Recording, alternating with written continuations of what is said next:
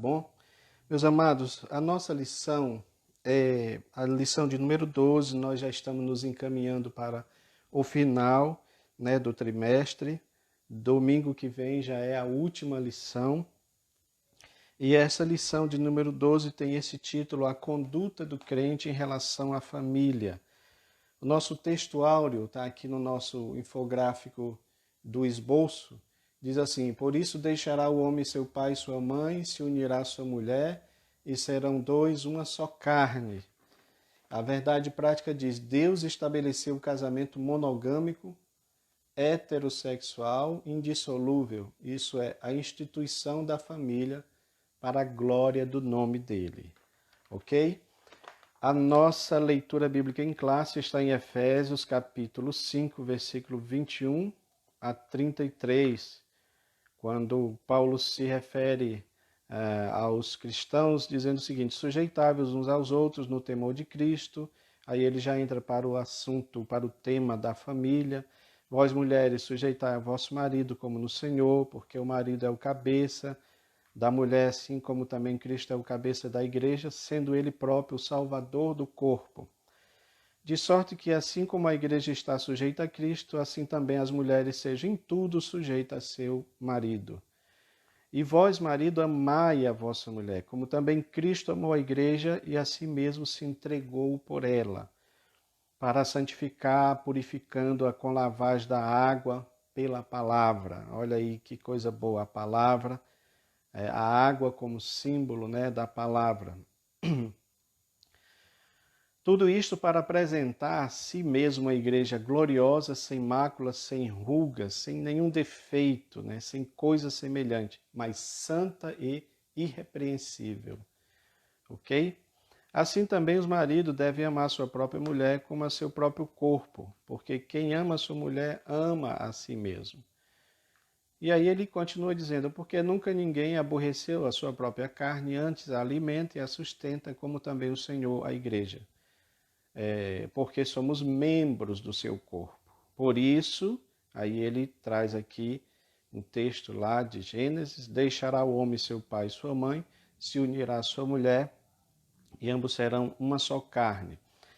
E Paulo nos diz que isso é um mistério, grande é esse mistério dessa união. Nós vamos falar sobre isto, Digo, porém, a respeito de Cristo e a igreja, a união de Cristo e da igreja, que nós já trabalhamos isso nas lições anteriores.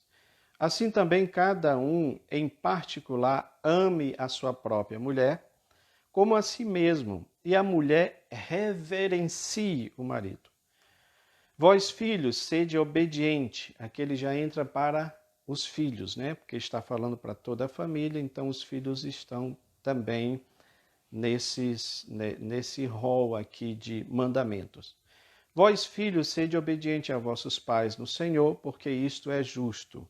Honra teu pai e a tua mãe, que é o primeiro mandamento com promessa. Então ele traz lá o mandamento da lei mosaica. Para que te vá bem e vivas muito tempo sobre a terra. Então ele traz aqui as bênçãos do mandamento, ou seja, a promessa que Deus dá é exatamente para que tenha vida, e tenha muito tempo sobre a terra. E vós, pais, não provoquei a ira de vossos filhos, mas criai-vos na doutrina e admoestação do Senhor.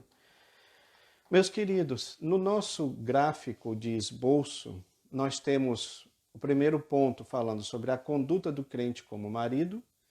Segundo ponto, a conduta do crente como esposa, da crente como esposa.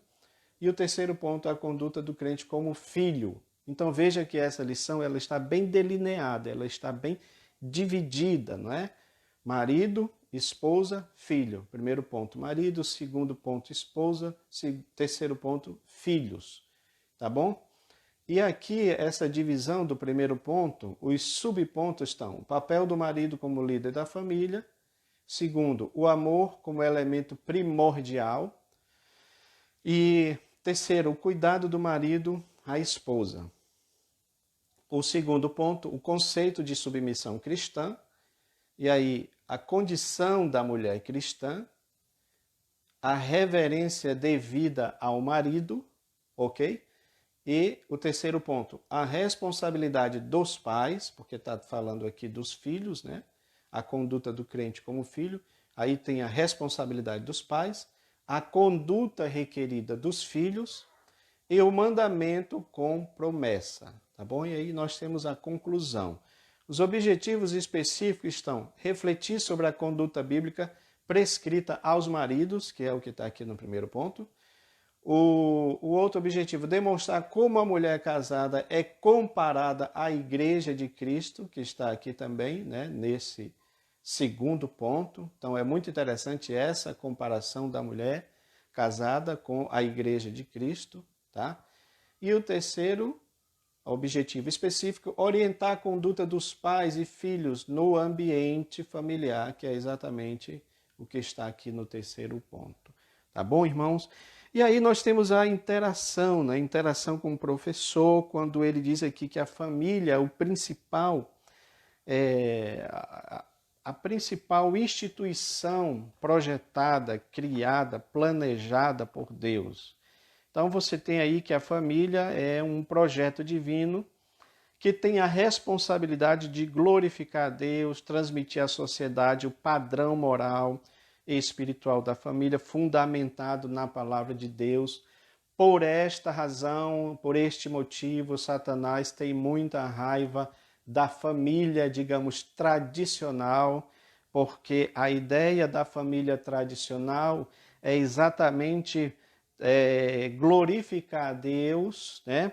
Por causa desse projeto de Deus na vida da família. Então, a família, digamos, ela é a continuidade do projeto de Deus na terra. E é claro que isto vai incomodar o reino das trevas. Então, eu quero pedir a vocês, irmãos, irmãs, filhos, que nós estudemos esta palavra, esse texto com muita reverência, com muito temor, né? Porque nós precisamos entender os papéis de cada um. Precisamos entender os papéis de cada um. E quando aqui fala na lição, por isso deixará o seu pai e a sua mãe e unir-se à sua mulher, serão ambos uma só carne. Esta expressão, uma só carne, está falando de uma configuração física. Ok, irmãos? Inclusive porque há pastores que falam sobre isso, né? Tem um pastor de uma igreja que já comentou a nossa revista, né? Pastor Elinaldo Renovato.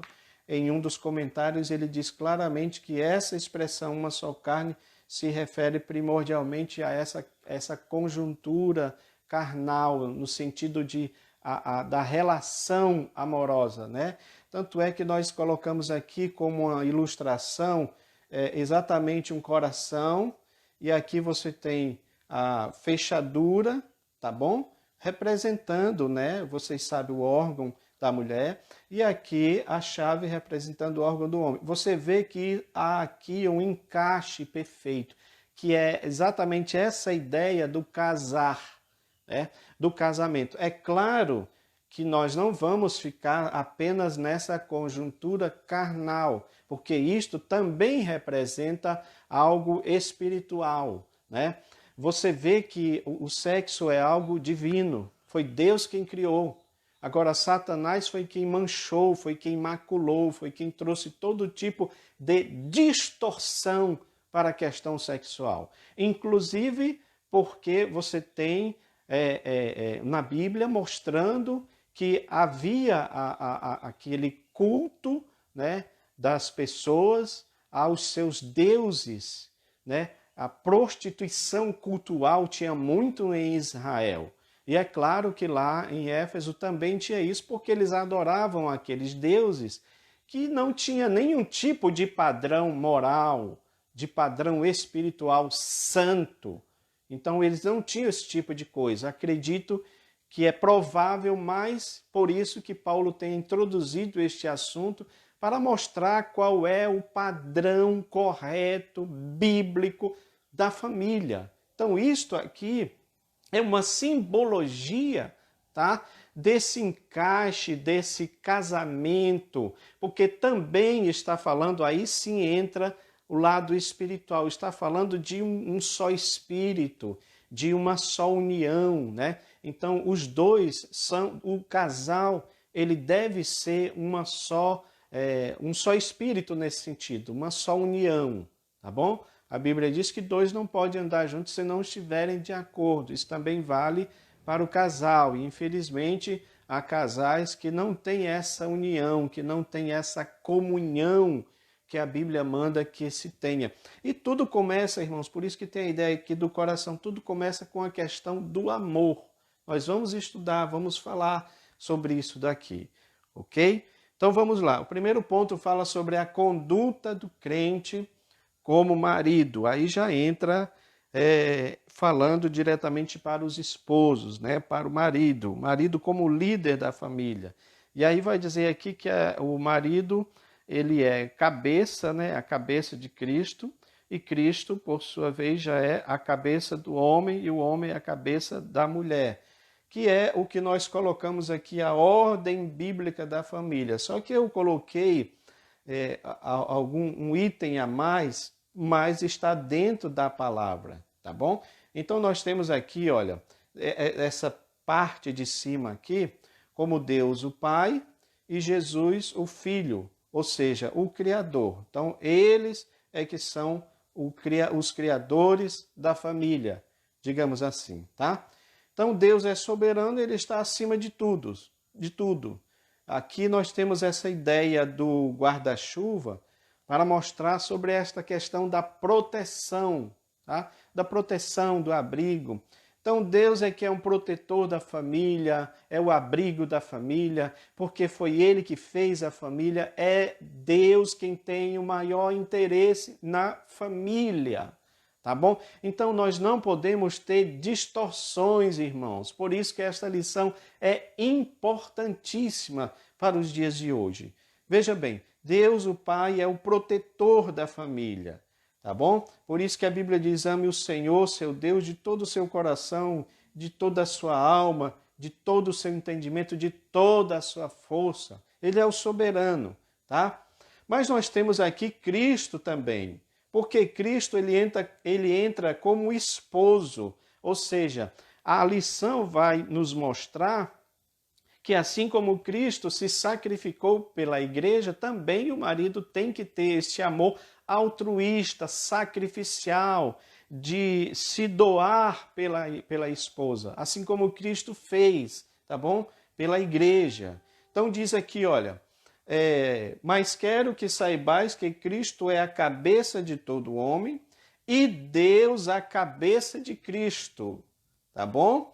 Então está falando aqui da submissão de Cristo a Deus. Se essa palavra submissão causa um certo desconforto em muitas pessoas, principalmente naquelas pessoas que não entendem a palavra de Deus, que são contra o padrão bíblico da família. Então, é claro que eles vão ser contra isso daqui. Mas eu estou trazendo os primórdios da família para nós entendermos esse princípio de submissão. Então, veja bem, se Cristo está submisso ao Pai, nós temos vários textos que mostram isso, né? O próprio texto de Filipenses, capítulo 2, se eu não me falho a memória, fala claramente sobre isso, que ele não teve por usurpação o ser igual a Deus, mas a si mesmo se esvaziou. Nós já estudamos isso em lições passadas, né? Tudo que Jesus fazia era para glorificar o Pai. Então, quando alguém vinha dizer, olha, bom mestre, e aí ele dizia, por que tu me chamas de bom? Há um só bom, que é Deus, o Pai. E Cristo não estava dizendo que ele não era bom. Ele só estava dizendo, ou ele estava transferindo a glória que colocavam nele para o Pai. Porque a ideia era que ele glorificasse o Pai. Por isso que temos essa ideia aqui clara de Cristo como aquele que se submete ao Pai, que está submisso ao Pai, tá bom? Então, esse princípio aqui, irmãos, é importantíssimo nós entendermos isso. Não é nenhum demérito alguém ser submisso. Aliás, nós estamos vivendo é sobre uma sociedade que exige esse tipo de submissão. Você, eu, todos nós devemos ser submissos às autoridades, não é problema nenhum. Eu não entendo porque às vezes se cria tanto problema, tanta questão em relação a isso. Se Cristo nos dá o exemplo, ok?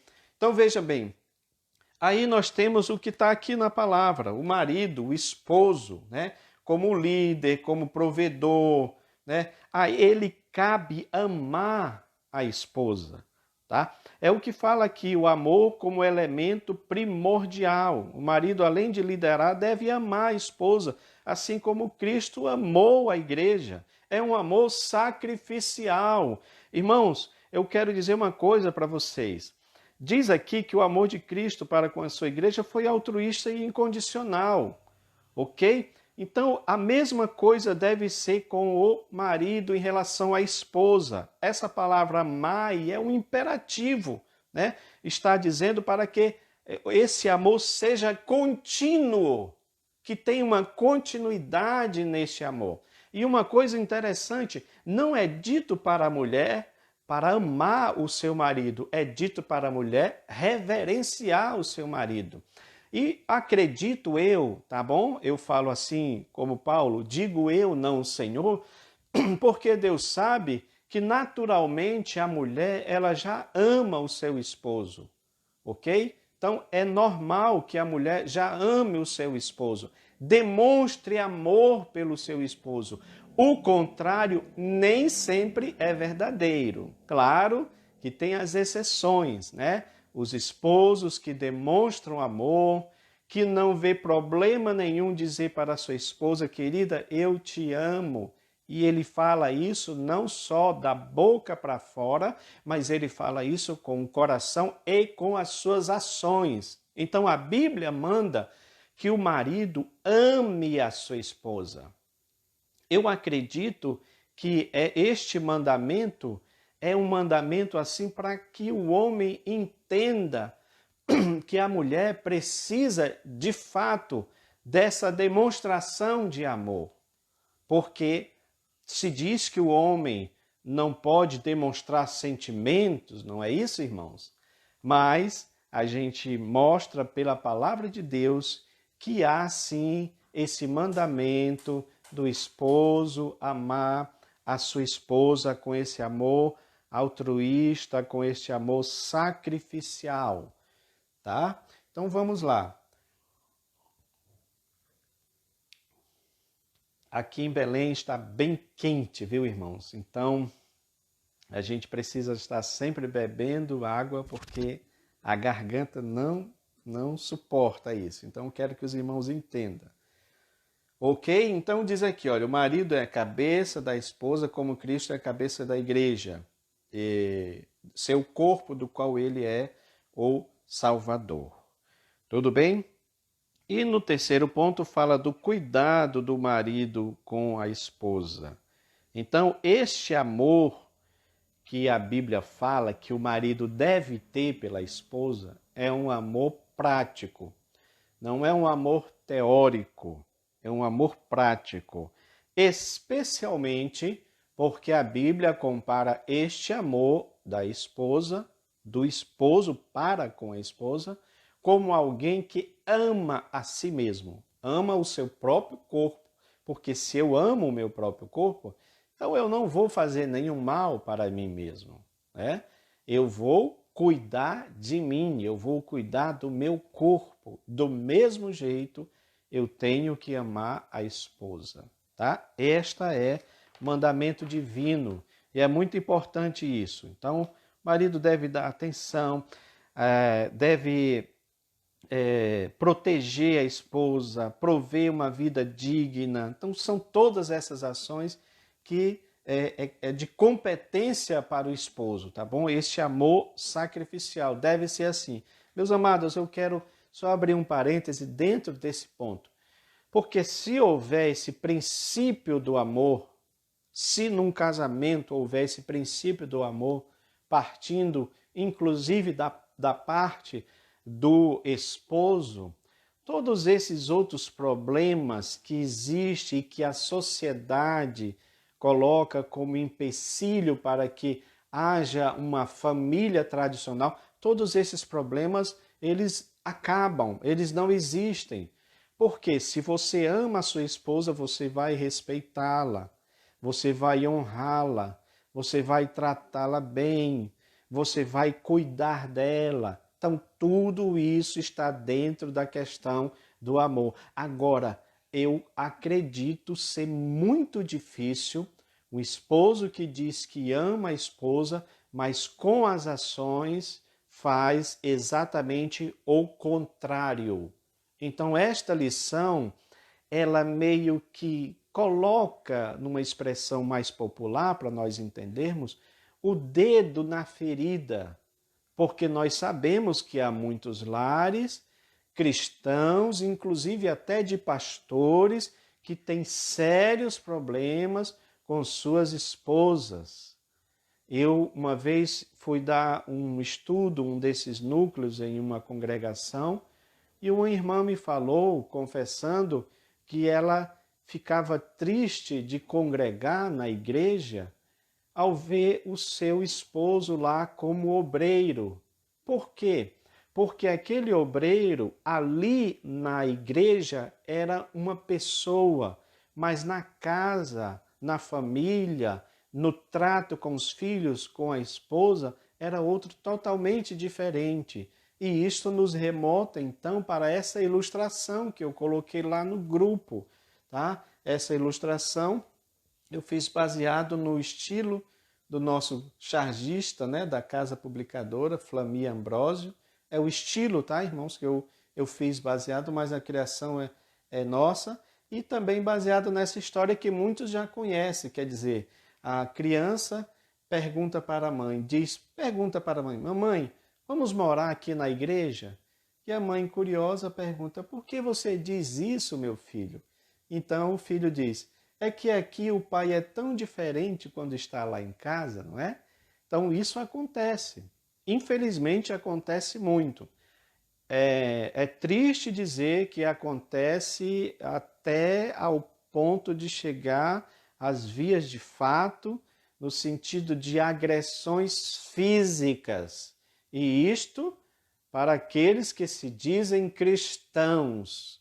Então, esta lição é sim importante nós colocarmos o dedo na ferida e falarmos seriamente sobre isto, porque se estas coisas acontecem dentro de um lar cristão, então alguma coisa está errada neste tipo de cristianismo, porque não foi isto que Jesus ensinou para nós.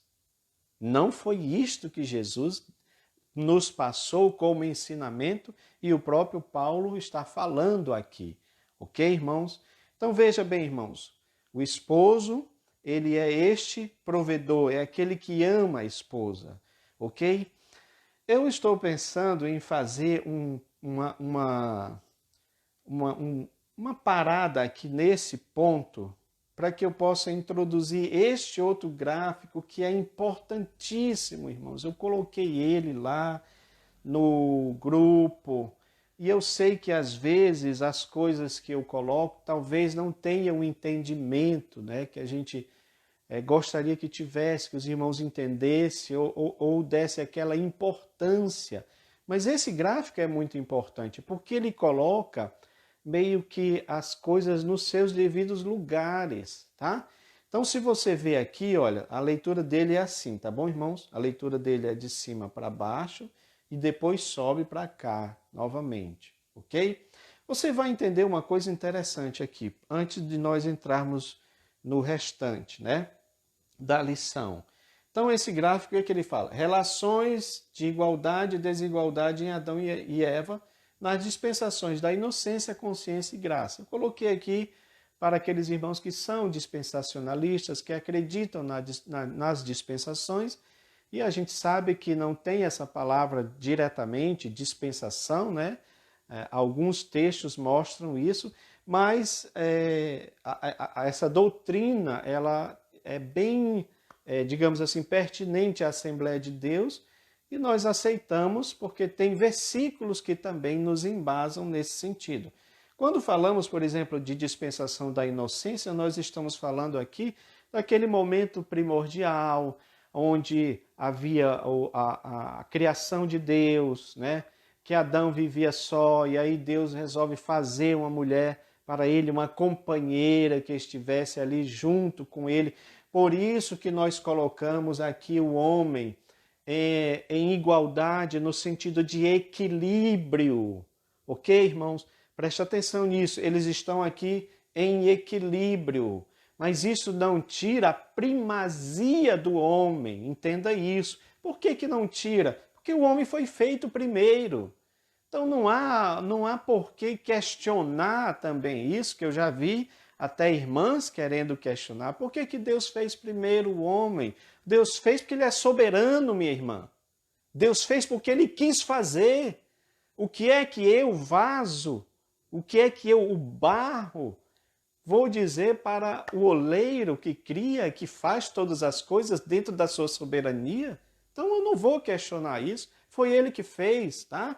Mas é interessante, presta atenção, que ainda assim o homem sendo o primeiro, Deus colocando ele no jardim para dominar sobre todas as coisas, né? Sobre a criação, ele colocou a mulher como adjuntora. A palavra é aquela que está do lado, é aquela, significa aquela pessoa que está junto, que está ali caminhando, andando com ele, junto. Por isso que colocamos aqui esse equilíbrio relacional. Preste atenção, nós estamos falando tudo dentro da palavra de Deus. Não há aqui, neste momento, nenhum mandamento para que o homem domine sobre a mulher. Não existe isso. Neste ponto aqui, não. Não existe. Por que que não existe? Porque não havia necessidade, uma vez que o homem estava na dispensação da inocência e não tinha pecado. Então, havia um equilíbrio, uma harmonia entre o primeiro casal. Tudo bem, irmãos? Então, havia essa igualdade relacional. Porém, quando entra o pecado, então isso tudo muda. E aí eu quero que vocês atentem para a questão da questão da tentação.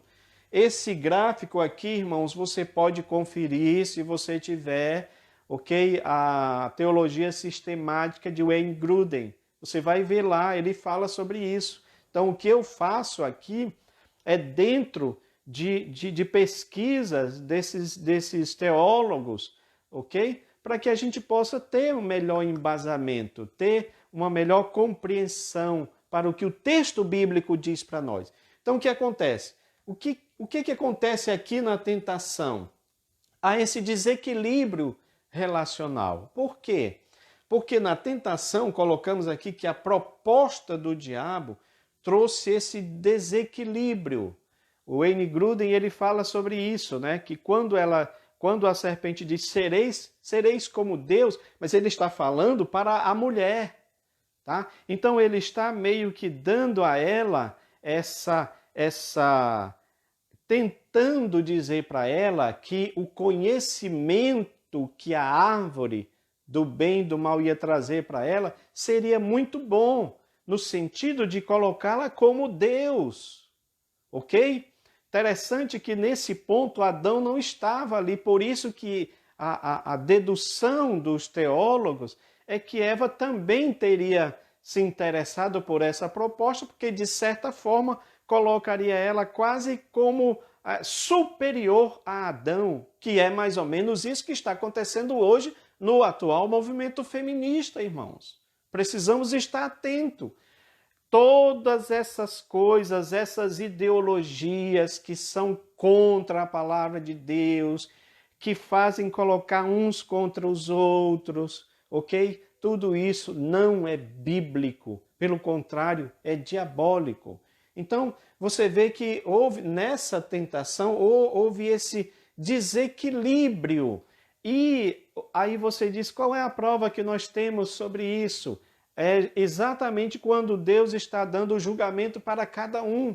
Isso vai ficar muito claro que essa ideia aqui de querer se engrandecer, de aceitar a proposta da serpente, que ali representava o diabo. Aliás, essa própria ideia da serpente, que ele tentou passar que ele passou, aliás, para o primeiro casal, foi algo que aconteceu com ele.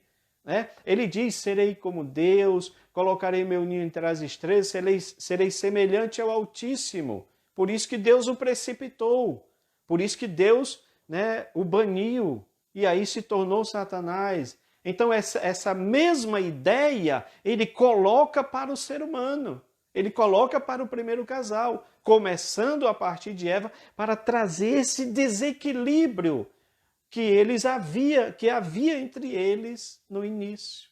Agora preste atenção aqui. Qual foi a sentença divina pelo pecado? Eles pecaram e Deus colocou uma sentença pelo pecado, né? Toda em relação ao homem, em relação à mulher. Então, em relação ao homem e à mulher, eu estou falando diretamente na questão relacional. Porque se houve esse desequilíbrio, qual foi a sentença divina em relação a isso? Ele diz que agora o homem iria dominar sobre a mulher. A tua vontade será para o teu marido e ele te dominará. Veja, eu entendo dessa forma, pela palavra de Deus, que isso não era uma coisa que estava nos planos de Deus para que o homem dominasse. Porque o que se vê depois disso é uma dominação de fato massacrante, relegando a mulher, né, um status de um ser inferior. Tá bom, irmãos? Então isso trouxe realmente um problema muito grande. É daí que eu acredito que veio essa ideia do próprio machismo. Ok, irmãos? Então o machismo não é uma coisa de Deus, não é, digamos assim, algo que foi que Deus projetou, porque ele já tinha projetado um casal perfeito. Não tinha essa ideia de dominação, de um dominar sobre o outro, não tinha isso. Mas aconteceu depois da sentença pelo pecado. Então aí é que veio a ideia do machismo, aí é que veio a ideia do feminismo, né? Então aquele embate entre o patriarcalismo, né, e o matriarcalismo, ok? Tudo isso veio a partir desse momento aqui. Então, nessa dispensação da consciência, então a queda, houve esse domínio exagerado do homem em relação à mulher. Por isso que é dito, o teu desejo será para com o teu marido e ele vai te dominar. Então, Deus está dando ali algo que vai acontecer. Não é uma prescrição, não é um mandamento. Deus não queria que isto acontecesse. Esse ponto é que nós temos que entender isto. Porque por causa dessa palavra, alguém tomou isso aí como se fosse um mandamento para que o homem dominasse sobre a mulher, para que o homem sobrepujasse a mulher, para que o homem tratasse a mulher como ser inferior. Eu estava lendo sobre uma oração judaica que eles falam sobre isso, né? Diz que é uma das orações matinais. Agradeço, Senhor, por não ter nascido mulher. E eu estava pesquisando num site judeu sobre isso. É claro que eles vão dar uma explicação, né? Principalmente com essa questão do feminismo hoje aflorando aí. Então ninguém quer que se tenha uma interpretação diferente. Eles dão uma explicação para aquilo que, para esta oração que eles faziam, né? De agradecer a Deus por não ter nascido mulher. Eles dão uma explicação para isso. Mas a gente sabe, irmãos, que durante a história, eu não tenho tempo para falar sobre isso aqui, mas eu estou só falando isso para ilustrar como era a situação, como ficou a situação da mulher depois do pecado, ok? Então, durante a história, nós tivemos várias, digamos assim, vários tipos de investidas contra a mulher, ao ponto de até alguns desses grandes teólogos do passado filósofos, né? E a própria igreja achar que a mulher não tinha alma, que a mulher não tinha espírito, que era um ser desalmado. Veja vocês que coisa terrível é que se fazia contra as mulheres. Ok, irmãos? Então é claro que tudo isso daí foi culminando, mas quando chegou em Jesus, olha como a coisa mudou, irmãs, né? As irmãs que estão aí assistindo, como a coisa mudou, porque Cristo trouxe a mulher para o plano original de Deus. Olha aqui. Então o que há aqui em Jesus já é um equilíbrio. Porque quando é dito aqui, olha, sujeitem-se um ao outro. A mulher no sentido de reverenciar o marido e o marido no sentido de amar a mulher. Então, quando ele ama a mulher, ele está, assim, também nesse sentido, se sujeitando ao amor daquela mulher. Isso é natural. E isto não tira, tá bom? A questão do homem ser o cabeça, não tira, irmãos, a autoridade. É isso que precisa ser colocado aqui de maneira bem clara para nós podermos entender este assunto. É preciso nós atentarmos que em Jesus, na dispensação da graça, ele traz esse equilíbrio, ele restaura os papéis do homem e da mulher. Então a sujeição é um ao outro, porque nele, em Jesus, todos são um. Todos são um. Então isso é preciso ficar muito claro para que a gente não tenha, ok, irmãos, essa ideia de menosprezar um em detrimento do outro. Não, os papéis estão bem delineados, por isso que eu coloquei aqui dessa forma, para que a gente possa entender. E Jesus fez isso, tá bom? Ele fez isso, ele deu esse entendimento correto. Por isso que é muito importante o Evangelho de Cristo, porque ele não deixa essas pontas, essas arestas, sabe? Não, Jesus equilibra tudo isso daí de maneira muito coerente, ok? Então vamos lá. Aí nós temos aqui o segundo ponto, desculpa, a conduta do crente como esposa. Aí entra aqui o conceito de submissão. Lembra que eu tinha parado aqui para falar desse gráfico? Esse gráfico aqui é muito importante. Eu espero que os irmãos baixem ele. Tem um texto que nós falamos, né? Colocamos, tá aqui, olha. O texto está bem explicado, coloquei tudo lá, tá? Para que os irmãos possam entender o papel de cada um na família, ok? Então nós entramos aqui nesse segundo que está falando da esposa. Então, qual é o papel da esposa? Aí é que ele fala na questão da submissão, tá bom, irmãos? Porque quando diz submissão uns aos outros, é no temor de Deus, tá? Sujeição uns aos outros. E essa palavra submissão, eu digo, repito para vocês, não deve ser algo pesado, não deve ser algo que traga algum desconforto, porque o esposo é submisso a Cristo. Cristo é submisso a Deus, neste sentido que eu já expliquei para os irmãos lá atrás. Então, não é para ter nenhum problema, né, nesse sentido. A submissão da esposa aos seus maridos, dos filhos aos pais, dos servos aos senhores, que também é tratado aqui, né, na epístola. No caso das esposas, a submissão deve ser assim como a igreja está sujeita a Cristo, submissa a Cristo. Por quê? Porque ela está submissa ao cuidado de Cristo. Ela está submissa ao amor de Cristo, que a ama, que a protege. Isso é natural, isso é uma coisa normal. Não há por que nós aderirmos a essa ideia feminista que quer colocar a mulher acima do homem. Não há porquê isso. Isso é demoníaco. Aliás, eu coloquei um texto no grupo falando sobre essa questão, né? Inclusive a questão da própria Lilith, que é uma lenda judaico-babilônica, não é bíblica. Volto a dizer, não é bíblica, mas foi daí que saiu, que se tirou essa ideia, ok? O contrário de submissão.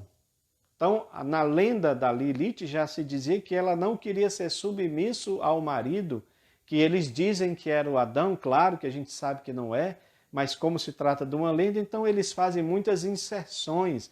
Eu só estou falando que esse princípio da insurreição, né, da rebelião da mulher contra o marido, veio dessa lenda e que depois se originou no atual movimento feminista, mais claramente em 1960 nos Estados Unidos. Presta atenção, queridos. Por favor, não vá me interpretar errado. Eu estou falando desse movimento de rebelião, tá? Que vem acontecendo desde os tempos primordiais. É claro que eu já expliquei aqui para os irmãos em rápidas palavras, do quanto a mulher era menosprezada, era, sabe, colocada como um ser inferior. Eu não estou falando disso. As mulheres conquistaram muitos direitos que pertenciam a elas, isso é corretíssimo, não tem problema nenhum, mesmo porque o que eu estou falando aqui é que Jesus veio restaurar isso, já mostramos isto, ok? Então ele veio restaurar, é claro que a mulher tem os seus direitos para conquistar, mas cuidado com a ideologia marxista, feminista, que já prega outra coisa, que não é bíblica. Ok, irmãos? Então isso nós precisamos estar atento para que a gente não caia nessas ideologias. Então, as esposas devem ser essa submissão como a igreja está sujeita a Cristo. Então, ele diz aqui que não se trata de uma sujeição irracional no domínio de alguém, mas voluntária, de grata aceitação no amor e cuidado do marido. Tudo bem? É claro que eu sei que há essa possibilidade, nós já falamos um pouco sobre isso, desta submissão ser mal compreendida ou mal aproveitada pelo esposo, que se vale disso exatamente para maltratar e para relegar a mulher, inclusive a mulher cristã, como se fosse um ser inferior. Eu digo em Cristo que isto é demoníaco. Tudo bem? Não vamos confundir isso com a autoridade que o homem deve ter. É diferente. Porque também, quando o homem perde essa autoridade e a mulher sobrepuja, todos entendem que isso também não é certo. Você acha correto, minha irmã, alguém fazer o comentário, olha, aquela irmã, ela manda no marido, aquela irmã, ela toma todas as decisões, é ela quem está à frente de tudo, é ela que... Isso também não é correto. Biblicamente não é correto. Então, o que precisamos entender é que Deus, em Cristo, colocou os papéis para cada um.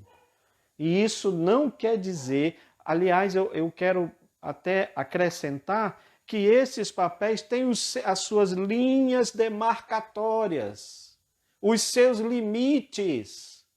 O marido, se ele ama a esposa verdadeiramente, ele não vai tratá-la como um ser inferior, ele não vai maltratá-la, ok? A mulher, se ela reverencia o marido, ela vai, conforme diz a palavra, tratá-lo também como aquele que Deus colocou como líder, como cabeça da família. Essas coisas precisam estar bem claras, irmãos. Tudo bem? Então ele fala aqui da condição da mulher, e é mais ou menos isso que eu falei para vocês, a cultura judaica, ela ocupava a posição secundária, né, e era parte da propriedade de um homem, ou seja, é como se ele pagasse pela mulher, né? Coisa que está dentro disso aqui, do domínio, que eu volto a dizer, esse domínio masculino, isso que Deus disse, né? O teu desejo será para o teu marido e ele te dominará. Isso não quer dizer um preceito bíblico, no sentido de mandamento. Deus não está mandando que seja assim, ele está dizendo que vai ser assim por causa do pecado do primeiro casal. ok? Tanto é que em Jesus esses papéis são equilibrados, novamente como Deus fez lá no início, tudo bem? Então, na sociedade grega, ele fala aqui também das mulheres serem tratadas como inferiores, aquilo que eu falei para vocês, as esposas escravizadas, né? Mas no Evangelho de Cristo, as mulheres alcançaram posição digna igual aos homens, ok? Então, ao conversar com a mulher samaritana, Jesus quebrou esses paradigmas da época e se opôs ao preconceito e à discriminação. Quando a mulher diz, olha, por que tu, sendo judeu, vem falar comigo, né? Porque não era mesmo comum que o homem falasse com uma mulher dessa forma, ainda mais sendo judeu e samaritano. Então, ele diz aqui, portanto, a mulher cristã desfruta de plena liberdade em Cristo e não está sujeita a nenhum sistema de escravidão. Então, a mulher precisa entender isso, que ela não deve viver num sistema de escravidão, como infelizmente acontece em muitos casais. Volto a dizer, isto é demoníaco, porque só acontece pelo fato do esposo não amar a esposa e tratá-la como um ser inferior. Ok, irmãos? Então nós precisamos entender isso, tá bom? E aí, no terceiro ponto, ele fala sobre isso, a reverência devida ao marido. Por que ela deve ter essa reverência, né? Diz aqui, o amor do marido para com o esposo deve ser altruísta, já falamos sobre isso. Esse amor se deve ao propósito divino de capacitar a esposa a ser recíproca ao marido, ok? Então, o homem que assim se porta, coopera para que a esposa o reverencie, porque ele também a respeita. É o caso da mulher virtuosa. Será que nós podemos dizer que o marido da esposa lá, da mulher virtuosa de Provérbios, ele a tratava mal? Pelo contrário, ele a tratava com dignidade. E isso se refletia também no respeito que ela tinha a ele. Olha, quando a Bíblia diz que é para se sujeitar um ao outro, ele está falando de reciprocidade, de amor mútuo, de respeito mútuo, de reverência mútua. É claro que para o homem ele diz ame, continue amando, e para a mulher diz reverencie, respeite. Mas eu creio que tanto o homem, ao amar, reverencia a mulher, assim como a mulher, ao reverenciar, ama também o seu esposo. Ok, irmãos? Então isso precisa ser bem esclarecido para não haver nenhum problema nesse ponto, né? Porque há muitas famílias com problemas nessa parte. E aí o diabo, ele se vale disso. Por isso, por este motivo que se está falando tanto de divórcio, né? No meio do povo de Deus. Até entre pastores está acontecendo isso, né? O pastor se separando da esposa, casando novamente, ou seja, algo completamente distante, porque Deus diz que o que ele uniu não separe. Então aqui está falando de uma união, de um casamento, de algo que deve ser encaixado. Então os dois devem andar em amor, amor mútuo, para que assim a família possa prosseguir corretamente segundo a palavra de Deus. Tudo bem, irmãos? Então, diz aqui, olha, esse texto de Efésios, vós mulheres, sujeitai-vos a vossos maridos como ao Senhor, ok? Por que ao Senhor? Porque o Senhor, ele é submisso ao Pai e o esposo é submisso também ao Senhor. Então, é esse ponto, esse princípio da submissão, da sujeição, tá? É que deve ser bem compreendida. Então diz aqui, olha, de sorte que assim como a igreja está sujeita a Cristo, assim também as mulheres sejam em tudo sujeitas aos seus maridos. Mas essa sujeição, essa submissão deve ser em amor. Para que não haja dúvida em relação a isso, eu gostaria de fazer uma pergunta para você que está aí ouvindo, né? Que está acompanhando essa pequena reflexão sobre este assunto. Você é submisso a Deus? Você se acha sujeito a Deus? Imagino eu que a sua resposta deve ser sim, não é? Você é submisso a Deus? Você se sente sujeito a Deus. A outra pergunta dentro ou como consequência ou sequência desta é o seguinte: você é sujeito a Deus, submisso a Deus, por imposição ou por amor? Qual é a sua resposta nesse sentido? Você entende que Deus te impõe que você seja sujeito a Ele? Ou você entende que por Deus te amar, enviar o seu filho, morrer por você, te salvar, te abençoar, se importar com você, demonstrar o amor dele a você, você entende que tudo isto é mais do que razão para que eu possa amar e ser submisso a Deus, não por imposição, mas por amor. Então, amados, se isto é verdade, esse mesmo princípio também deve ser em relação ao esposo. Você é submissa ao esposo?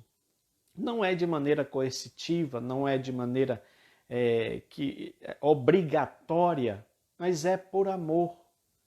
Claro que eu sei que vai ter essas implicações todas que eu falei, não é? De um esposo que é autoritário, que é aquele esposo grosseiro, que é aquele esposo que maltrata, ok?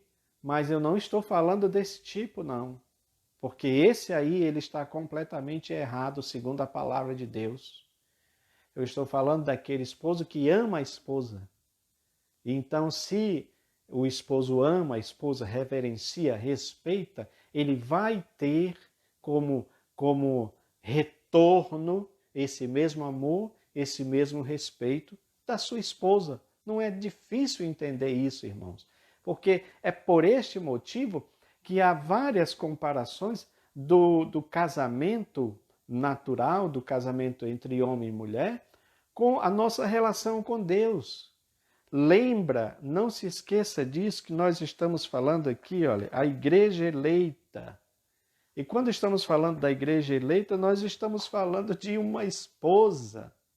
Por este motivo que no texto diz que Cristo está preparando essa esposa, tá? Para apresentá-la a Deus como uma noiva sem mancha, sem ruga, sem mácula. Ou seja, ele está preparando uma esposa para apresentar a Deus sem nenhum defeito. Isso é importantíssimo, porque isto não tem a ver com denominação. Esqueça essa parte de denominação. Estamos falando de igreja, corpo de Cristo, igreja mística, espiritual do Senhor. Então, esta igreja, corpo de Cristo, essa igreja espiritual, é esta que ele está preparando, sem mácula, sem mancha, sem ruga, uma igreja perfeita. Assim como o esposo, quando ele vai casar, claro que a esposa, ela vem toda preparada, ela vem toda ornamentada, ela vem toda maquiada, ela vem pronta para o casamento. É neste sentido, ok, irmãos?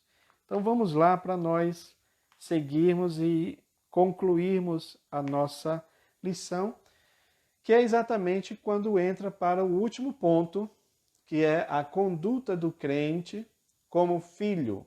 Então estávamos falando aqui do esposo, da esposa e agora falamos do filho. É importante dizer que se há uma união perfeita, se há um casamento perfeito, se há um esposo que ama a esposa, uma esposa que reverencia o marido, é muito provável que os filhos também repitam, ok? Reproduzam este mesmo comportamento dos seus pais, mesmo porque não há nenhum motivo para ser diferente. Mas você sabe disso quando você olha, às vezes, o exemplo de filhos, de famílias, você fica imaginando o porquê que determinado filho de determinada família tomou o rumo de um caminho diferente e muitas vezes oposto à palavra de Deus. Quando você vai ver o histórico familiar, você entende perfeitamente por que aquela pessoa tomou aquele caminho. Ele não tinha boa referência. Então, nesse sentido, papai, mamãe, você precisa entender que você é uma referência. Eu preciso ser uma boa referência para os meus filhos, se é que eu quero que eles alcancem o alvo. Lembra lá do que está, se eu não me falha a memória, ou Provérbios, ou Salmos, eu não lembro. Mas aquele texto que diz que os filhos são como flechas na mão do valente.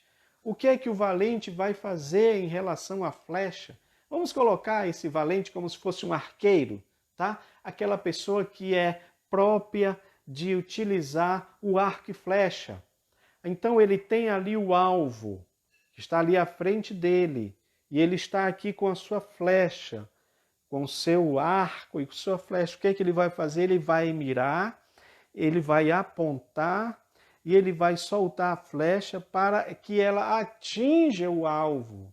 É neste sentido que a Bíblia diz que os filhos são como flechas na mão do valente. Por quê?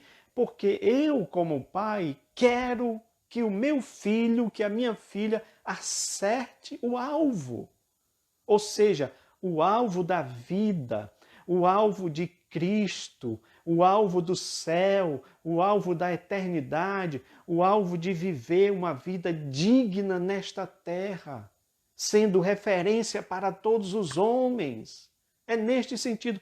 Mas isso só vai acontecer se houver, como diz a lição aqui, a responsabilidade do pai na doutrina, na disciplina. Então são essas duas palavras, doutrina e disciplina, né? Ensinamento e treinamento para a vida. Você pode pegar, professor, o texto lá de, se eu não me falha a memória, é Deuteronômio capítulo 6, que fala do famoso Shema, ouve, ó Israel, o Senhor vosso Deus é o único Senhor.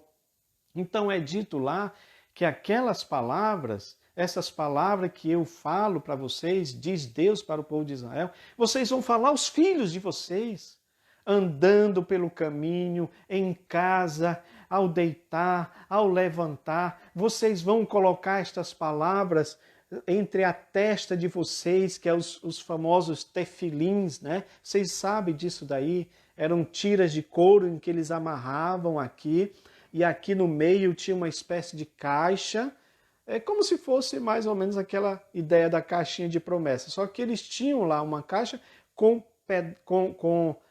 fragmentos da lei, e também eles pegavam, até hoje eles fazem isso, tá bom, irmãos? Isso aí, se eu não me engano, é a cerimônia do Bar Mitzvah, quando a criança se torna um adulto. Então eles fazem essa cerimônia, eles pegam essa tira de couro e enrolam aqui 7 vezes, tá? 7 vezes, e aqui, quando chega aqui, essa caixinha está aqui também com fragmentos da palavra. Isso é interessante, porque olha onde é que fica, ela fica do lado do coração. Então a ideia é mostrar que a palavra de Deus, que o papai ensinou, que a mamãe ensinou, está no lado do coração, no coração daquela criança. Do mesmo jeito que ela também deve estar aonde? Na mente da criança. Porque quando eles pegavam essas tiras e amarravam aqui, colocava, tem fotos aí, né, que eles mostram isso, essa caixinha, esses tefilins. Então, fragmentos ficavam aqui. A ideia é dizer o seguinte: a palavra precisa estar na mente e no coração, na razão e na emoção. Então, é assim que deve estar a palavra na vida da criança, do filho. Papai, mamãe, você, nós somos os primeiros mestres dos nossos filhos, especialmente no que diz respeito à palavra de Deus. É por este motivo que existe aquela velha frase que diz: não mande o seu filho para a escola dominical, vá com ele. E esse princípio pode ser também aplicado para dentro de casa. Não deixe o trabalho espiritual, o ensino da palavra de Deus para o professor da escola dominical apenas. Mas você ensina na sua casa porque é bíblico. Deus manda que seja desta forma. Veja, é uma coisa que essa ideia de dizer andando no caminho, esse conceito é lindíssimo, irmãos. É só vocês lerem o que acontecia, se eu não me engano, na escola, eu acho que era de Pitágoras, de um desses filósofos, né? Em que eles tinham o seu liceu e era como se fossem jardins e eles estavam andando, porque enquanto eles andavam, enquanto eles caminhavam, eles iam ensinando a filosofia, a sabedoria, as doutrinas dele, né? Então a mesma coisa, esse mesmo princípio acontecia lá no Antigo Testamento, ou seja, você vai andando com o seu filho, você vai ensinando, e isso é uma analogia perfeita da vida, porque a nossa vida é uma caminhada, a nossa vida é uma jornada, a nossa vida, sabe, é uma trajetória que você está seguindo e você vai com o seu filho ensinando ele. Porque papai, mamãe, insisto nisso, se você não ensinar, o mundo está aí para ensinar um monte de coisas erradas para os seus filhos. Nós estamos, com licença, nós estamos vendo hoje um debate muito grande sobre o jovem cristão. O que acontece com o jovem cristão quando ele vai para a faculdade? Porque ele vai ter lá todo tipo de doutrina. Doutrina comunista, marxista, sexista, feminista. Todas essas doutrinas, ateístas inclusive, que são contra a palavra de Deus. Agora, veja papai, veja mamãe, como é importante o ensinamento bíblico. Se ele estiver na mente, se ele estiver no coração, aquela criança que cresceu e agora vai entrar na faculdade, ele pode ser bombardeado por todo tipo de ideologia, mas ele não vai ceder. Por quê? Porque a palavra está guardada e ele pode dizer como o salmista: escondi a tua palavra no meu coração para não pecar contra ti. Isto é, meu querido, o que eu e você, como pai, devemos fazer. É a nossa responsabilidade. Sabe por quê? Porque depois há uma conduta, como diz a lição, que vai ser requerida dos filhos. A responsabilidade agora vai ser deles. Eu citei aqui para você o filho que vai para a faculdade e se desvia. Por quê? Porque não teve uma boa base. Daí também a importância do ensino bíblico em casa para os filhos e também na igreja, porque às vezes eu vejo professores, né, de certa forma se queixando que não há apoio para a parte das crianças, do ensino bíblico das crianças. Então isso é um problema sério que cabe aos nossos pastores, que cabe à nossa liderança resolver esse problema, dar suporte, dar apoio para os professores, que eles possam também ajudar nesse processo. Ok, irmãos? Então é importante, porque há uma conduta que vai ser requerida, e a conduta é esta aqui, olha: vós, filhos, sede obediente a vossos pais. Então, a explicação que ele diz para essa postura é categórica, porque isto é justo. Eu quero acreditar, meus amados, que essa essa expressão de Paulo em relação aos filhos é um desdobramento do próprio decálogo, da própria lei, do mandamento que diz: honra teu pai e tua mãe. Honrar é reverenciar, é respeitar. E hoje nós vivemos um tempo difícil em que os filhos não querem mais respeitar os seus pais. É um problema sério isso, ok? Então, eu preciso entender que eu devo respeitar os meus pais. É um princípio bíblico. Não é só um princípio, mas é um mandamento interessante que há aqui digamos assim, algo diferente dos outros mandamentos. Porque diz aqui que é um mandamento com promessa. Qual é a promessa que Deus faz? Para que te vá bem e vivas muito tempo sobre a terra.